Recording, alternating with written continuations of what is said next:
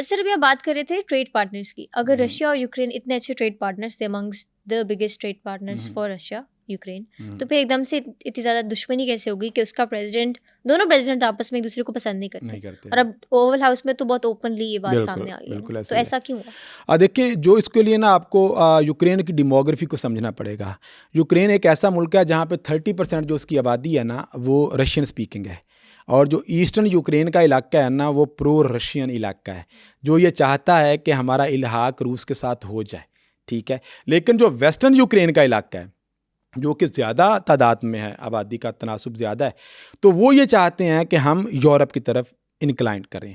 2004 तक ना दोनों ममालिक बहुत अच्छे फ्रेंड्स और सिलसिला चलता रहा।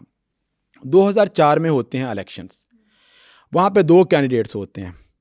एक जो है वो प्रो रशियन कैंडिडेट था, विक्टर, उसका भी नाम विक्टर था, और एक जो था वो प्रो यूरोप, उसका नाम भी विक्टर था।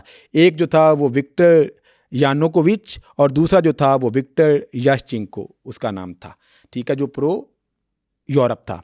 अब इलेक्शंस होते हैं और इलेक्शंस के नतीजे में जो प्रो रशियन प्रेसिडेंट था वो जीत जाता है, और अवाम जो है वो सड़कों पे एहतजाज करती है कि भाई देखें ये तो फ्रॉड हुआ है, जैसे हमारे इलेक्शंस के नतीजे में यहाँ पे लोगों ने एहतजाज वगैरह किया, ठीक है। और इसी दौरान में जो प्रो यूरोप कैंडिडेट था, सदारती कैंडिडेट यूक्रेन का, उसको जहर दिया जाता है और उसको मारने की कोशिश की जाती है। तो अवाम जो है ना उनको ये शक होता है कि ये सारा काम जो है ना वो रशियन एजेंसीज कर रही हैं। यूक्रेन एक इंडिपेंडेंट स्टेट नहीं है, ये जैसे third world American client states हैं ना, इसी तरह से ये रशियन क्लाइंट स्टेट है। तो यहाँ पे हमारी कोई इंडिपेंडेंस नहीं है, रूस ही इसको चला रहा है। तो अगेंस्ट रशिया जो सेंटीमेंट है ना वो यूक्रेन के अंदर इमर्ज होना शुरू हो जाते हैं।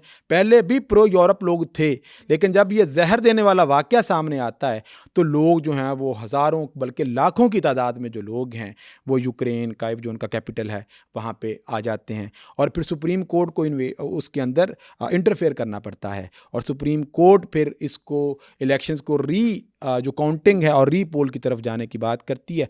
दोबारा से जब काउंटिंग वगैरह होती है तो उसके नतीजे में जो प्रो यूरोप कैंडिडेट था वो जीत जाता है। मतलब हुई होती है धांधली। हाँ, यस, वो साबित हो जाती है ना, और फिर पब्लिक का प्रेशर भी बेतहाशा था, जिसकी वजह से वो फिर धांधली को आप बचा नहीं सके। जैसे हमारे यहाँ पे 45-47 का वो झगड़ा चलता रहा, ठीक है, इसी तरह से वहाँ पे क्योंकि पब्लिक प्रेशर भी था, सुप्रीम कोर्ट और इंडिपेंडेंट आपने वो बना दिया है कमीशन, उसके नतीजे में जब ये फैसला सामने आया तो फिर मज़ीद रशिया के ख़िलाफ़ जो सेंटिमेंट्स थे वो यूक्रेनियन अवाम के अंदर बढ़ना शुरू हो जाते हैं, और इस वाक़े को ना ऑरेंज रेवोल्यूशन कहा जाता है यूक्रेन की हिस्ट्री में, ठीक है, कि वहाँ पे ऑरेंज रेवोल्यूशन आ गया, ठीक है। उसके बाद एक और जो रेवोल्यूशन आता है ना वो होता है प्रो यूरोप गवर्नमेंट और लोगों की तरफ से, ये आता है कि 2010 में इलेक्शंस होते हैं, और 2010 के इलेक्शंस के नतीजे में जो प्रो रशियन प्रेसिडेंट था दोबारा वो जीत जाता है,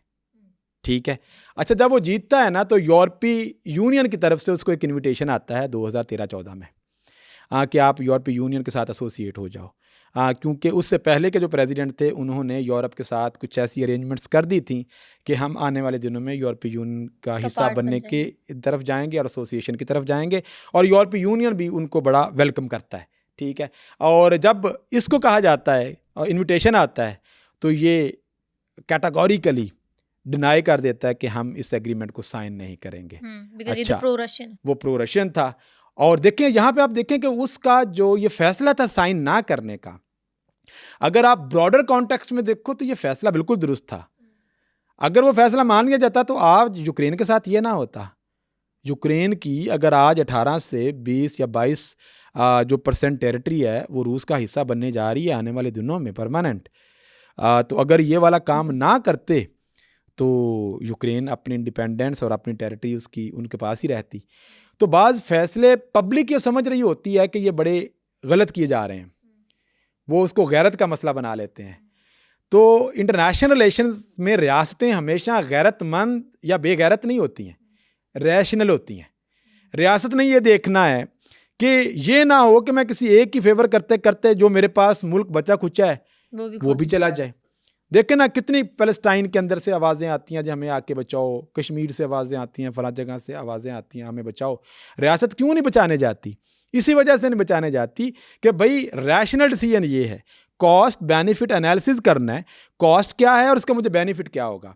और यहाँ पे आके अगेन जो पब्लिक थी, पब्लिक सेंटीमेंट्स गालिब आ जाते हैं और कौमी मफाद जो था वो थोड़ा सा पीछे चला जाता मतलब है, स्टेट्स जो है वो इमोशनल नहीं होती, रैशनल होती है। रैशनल होती